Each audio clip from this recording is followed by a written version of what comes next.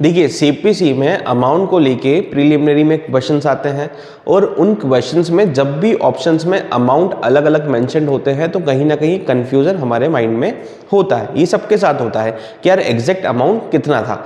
तो आज इसी अमाउंट को लेके हम ये वीडियो लेके आए हैं। सीपीसी में अमाउंट को लेके कंपनसेशन में अमाउंट दे रखा है ना, मतलब कोर्ट जो है वो कंपनसेशन के थ्रू भी अमाउंट अवॉर्ड करती है, पेनल्टी भी इम्पोज करती है और कुछ अदर मैटर्स हैं वहाँ पर भी अमाउंट को लेके मेंशन्ड है।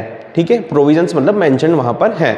तो आप ये देखिए कि सेक्शंस और ऑर्डर्स में जहाँ अलग अलग सेक्शंस में और अलग अलग ऑर्डर्स में अमाउंट दिया हुआ है तो उनको एक साथ मैं आज इस वीडियो में आपके लिए लेके आया हूँ ताकि ये वीडियो आपके लिए हेल्पफुल रहे और आप अपने नोट्स में इसको ऐड कर सके। नमस्कार, मैं एडवोकेट दीपक सोनी समत्व लीगल इंस्टीट्यूट से ये वीडियो आपके लिए प्रेजेंट कर रहा हूँ। समत्व लीगल इंस्टीट्यूट जो है वो ऑल स्टेट जुडिशरी की प्रिपरेशन करवाते हैं हम लोग यहाँ पर और प्री मेंस इंटरव्यू पूरी प्रिपरेशन हमारे यहाँ पर होती है। तो आप चाहें तो हमसे कांटेक्ट कर सकते हैं। चलिए इस वीडियो पे आते हैं।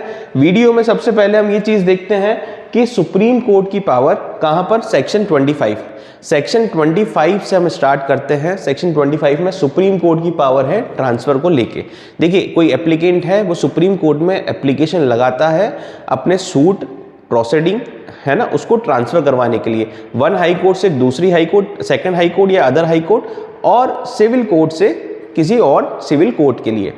अब अगर वो एप्लीकेंट सुप्रीम कोर्ट को लगता है कि इस एप्लीकेंट ने फॉल्स और फ्रीविलियस एप्लीकेशन वहाँ पर फाइल की है सूट और प्रोसीडिंग को ट्रांसफ़र करवाने के लिए, है ना, सूट प्रोसीडिंग एनी स्टेज पे वहाँ पर वो ट्रांसफ़र करवा सकता है।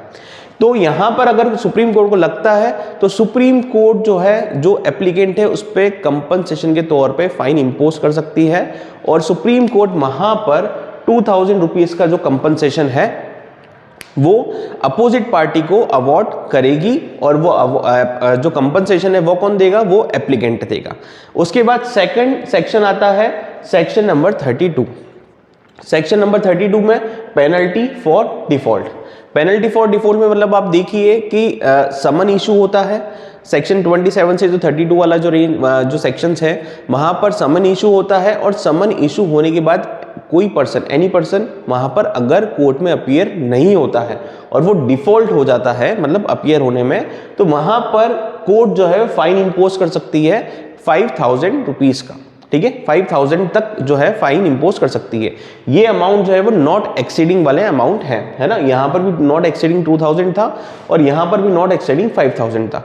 उसके बाद नेक्स्ट सेक्शन आता है सेक्शन 35A। सेक्शन 35A में कंपनसेशन अवार्ड होता है। कंपनसेशन कंपनसेटरी कॉस्ट के फॉर्म में। वहाँ पर क्या होता है कि कोई भी पार्टी कोर्ट को लगता है कि यहाँ पर क्या कर रही है कि फॉल्स और फ्रीविलियस क्लेम्स कर रही है और अपने आप को डिफेंड कर रही है फॉल्स और फ्रीविलियसली, तो कोर्ट को लगता है कि यार ये टाइम वेस्ट कर रहे हैं तो इन पे जो है एक कंपनसेशन इम्पोज किया जाए और वो कंपनसेशन 3000 तक का होगा। आप देखिए उसी सेक्शंस में स्मॉल कॉज कोर्ट है वहां पर भी 250 और 100 का अमाउंट दे रखा है। वो जनरली इतना इंपॉर्टेंट नहीं है, ये वाला अमाउंट जो है वो इंपॉर्टेंट है और बहुत सी बार एग्जाम में पूछा गया है।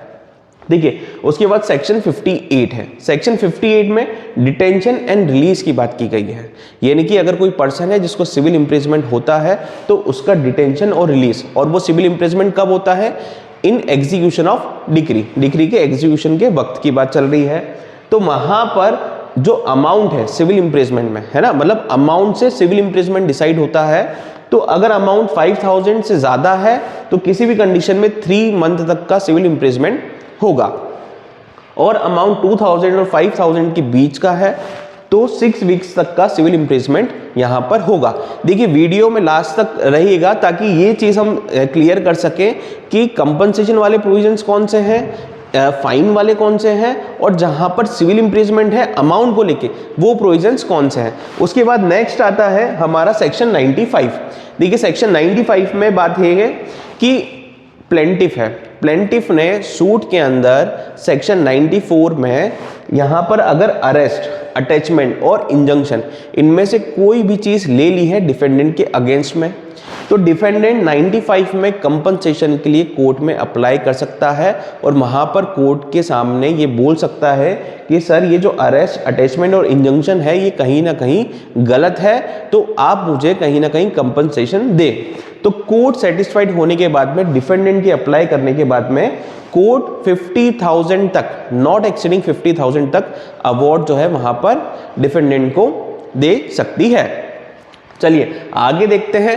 आगे आता है सेक्शन नंबर 96 में हमें पता ही है फर्स्ट अपील का प्रोविजंस है और 10,000 तक का अगर अमाउंट है सब्जेक्ट मैटर का, ठीक है, तो वहां पर उसकी फर्स्ट अपील नहीं होगी। इतने मतलब अगर इससे ज्यादा है तो होगी, अदरवाइज नहीं होगी, है ना। और अगर 10,000 से कम है और सब्सटेंशियल क्वेश्चन ऑफ लॉ है तो वो एक एक्सेप्शन के तौर पे आता है, तो वो हमें नहीं देखना है अभी।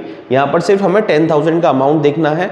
उसके बाद आता है section 102 second appeal. Second appeal में 25,000 तक का अमाउंट अगर है, इससे कम या 25,000 तक है तो सेकेंड अपील नहीं होगी।